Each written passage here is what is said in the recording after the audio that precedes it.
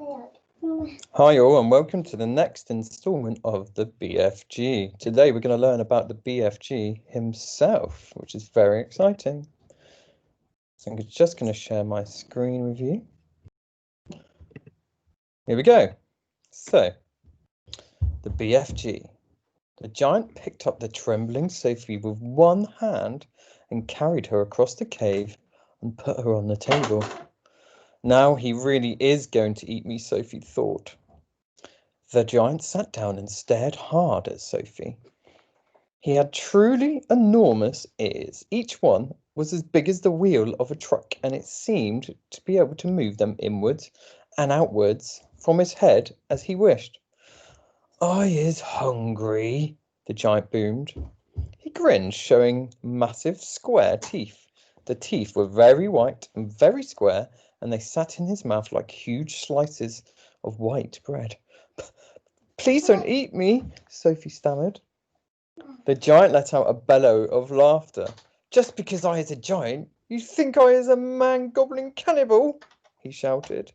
"You is about right. Giants is all cannibal and murderful, and they does gobble up human beings. We is in giant country now. Giants is everywhere around. Out there, us has the famous bone-crunching giant. Bone-crunching giant crunches up 2 whoopsie-whiffing human beings for supper every night. Noise is ear-busting. Noise of crunching bones goes crickety-crack for miles around."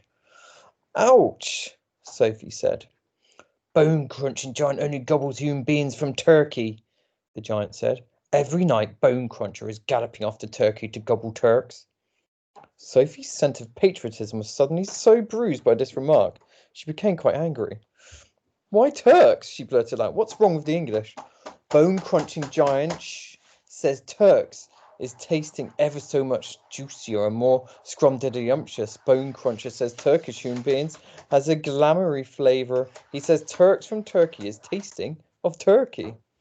I suppose they would," Sophie said. "Of course they would," the giant shouted.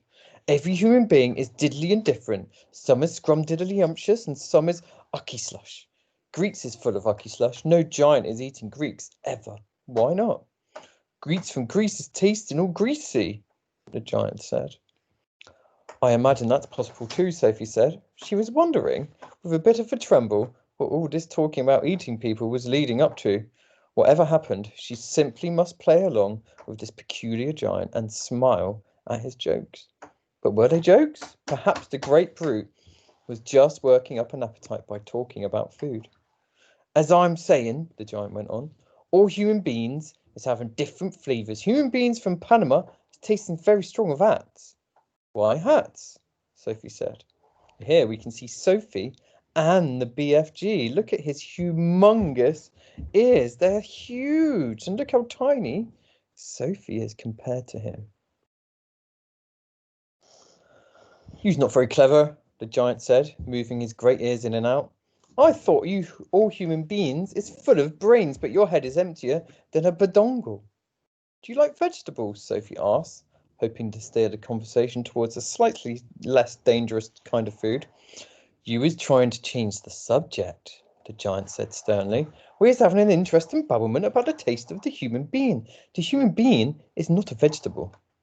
"Oh, but the bean is a vegetable," Sophie said. "Not the human being," the giant said. "The human being has 2 legs and a vegetable has no legs at all." Sophie didn't argue anymore. The last thing she wanted to do was to make a giant cross. "The human being," the giant went on, "is coming in dillions of different flavours. For instance, human beings from Wales is tasting very whooshy of fish." "There's something very fishy about Wales." "You mean Wales?" Sophie said. "Wales is something quite different." "Wales is Wales," the giant said. "Don't gobble funk around with words. I will now give you another example. Human beings from Jersey has a most disgustable woolly tickle on the tongue," the giant said. "Human beings from Jersey is tasting of cardigans." "You mean jerseys?" Sophie said. "You are once again gobble-funking," the giant shouted. "Don't do it. This is a serious and snitching subject. May I continue?" "Please do," Sophie said. "Danes from Denmark is tasting ever so much of dogs," the giant went on. "Of course, they taste of Great Danes." "Wrong," cried the giant, slapping his thigh. Danes from Denmark is tasting doggy because they is tasting of Labradors. Then what do people of Labrador taste of? Sophie asked. Danes, the giant cried triumphantly. Great Danes. Aren't you getting a bit mixed up? Sophie said. I is a very mixed up giant, the giant said. But I does my best, and I is not nearly as mixed up as the other giants. I know one who gallops all the way to Wellington for his supper. Wellington, Sophie said. Where's Wellington? Your head is full of squash flies, the giant said. Wellington is in New Zealand. The human beings in Wellington has an especially scrumdiddlyumptious taste, so says the well-eating giant. What do the people of Wellington taste of? Sophie asked. Boots, the giant said. Of course, I should have known. Sophie decided that this conversation had now gone on long enough. If she was going to be eaten, she'd rather get it over and done with right away than be kept hanging around any more. What sort of beans do you eat? She asked, trembling. Me? Shouted the giant, his mighty voice making the jars rattle on their shelves. Me gobbling up human beings? This I never, the others, yes. All the others is gobbling them up every night, but not me. I is a freaky giant. I is nice and jumbly giant. I is the only nice and jumbly giant in giant country. I is the big friendly giant. I is the BFG. What is your name? My name is Sophie, Sophie said, hardly daring to believe the good news she had just heard. And now we've learnt about the BFG, the big friendly giant, who doesn't eat human beings. We're going to learn about the rest of the giants. Hold on tight. If you were so nice and friendly, Sophie said, then why did you snatch me from my bed and run away with me? Because you saw me, the big friendly giant answered. If anyone is ever seeing a giant, he or she must be taken away hip switch. Why? Asked Sophie. Well, first of all, said the BFG, human beings is not really believing in giants, is they? Human beings is not thinking we exist. I do, Sophie said. Ah, but that is only because you have seen me, cried the BFG. I cannot possibly allow anyone, even little girls, to be seeing me and staying at home. The first thing you would be doing, you would be scuttling around yodeling the news that you're actually seeing a giant. And then a great giant hunt, a mighty giant look-see, would be starting up all over the world, with the human beings all rummaging for the great giant you saw and getting wildly excited.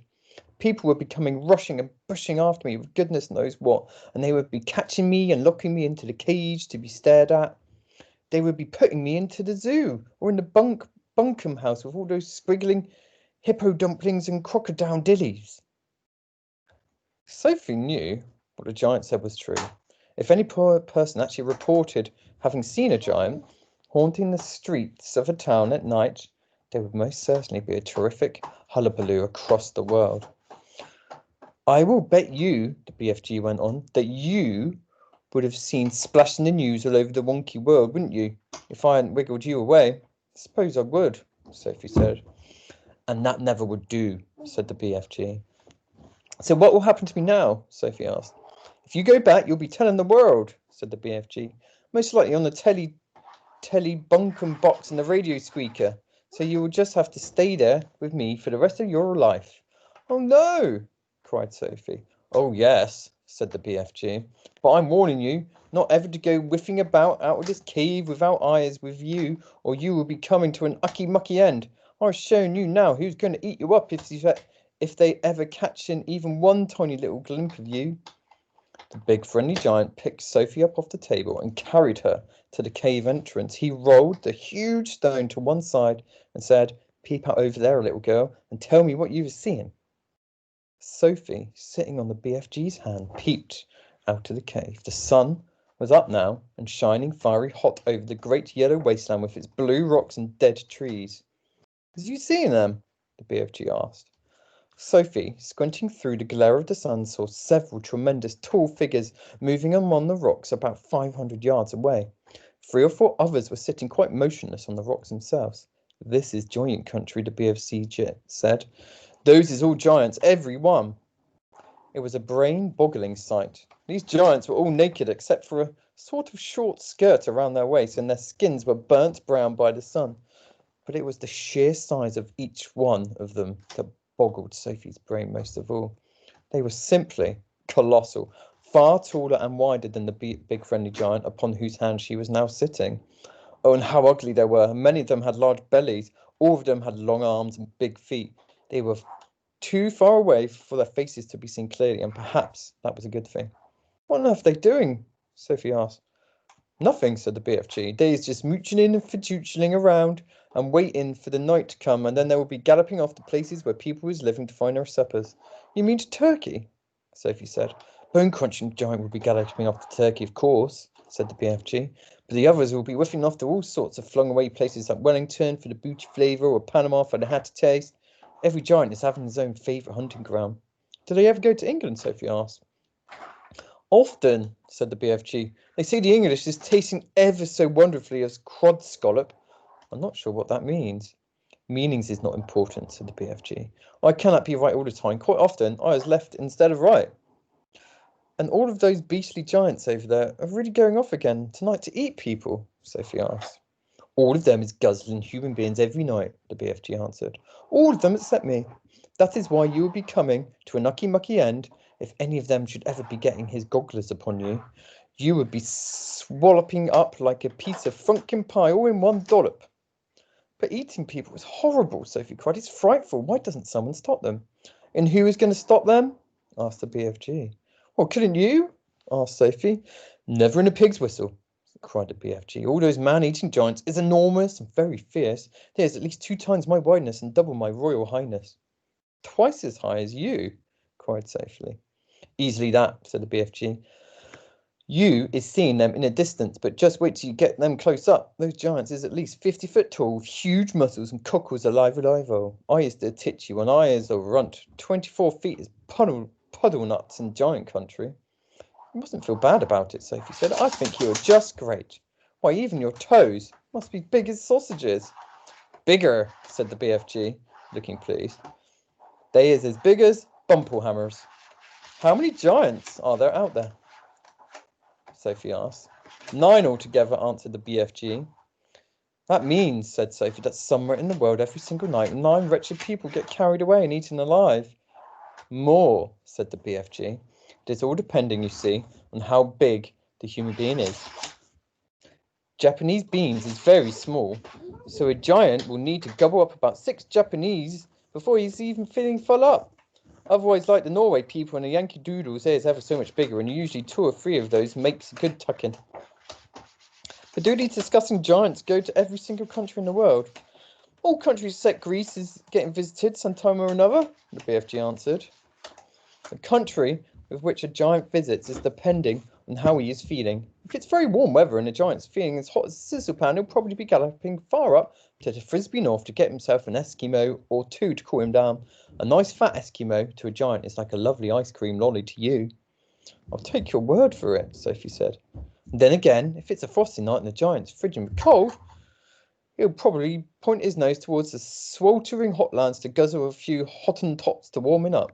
How perfectly horrible, Sophie said. Nothing hots a cold giant up like a Hottentot, the BFG said. And if you were to put me down on the ground and I was to walk out among them now, Sophie said, would they eat me up? Like a whistwiddle, cried the BFG. And what is more, you are so small they wouldn't even have to chew you. The first one would be seeing you would pick you up in his fingers and down you like a drop of drain water. Let's go back inside, Sophie said. I hate even watching them. Okay, guys, that was the next 2 chapters. We've learned about the big friendly giant and all the other giants that are around him. I wonder what's going to happen. How is Sophie ever going to escape? Is she going to escape? What's going to happen with the deadly giants? Speak to you soon.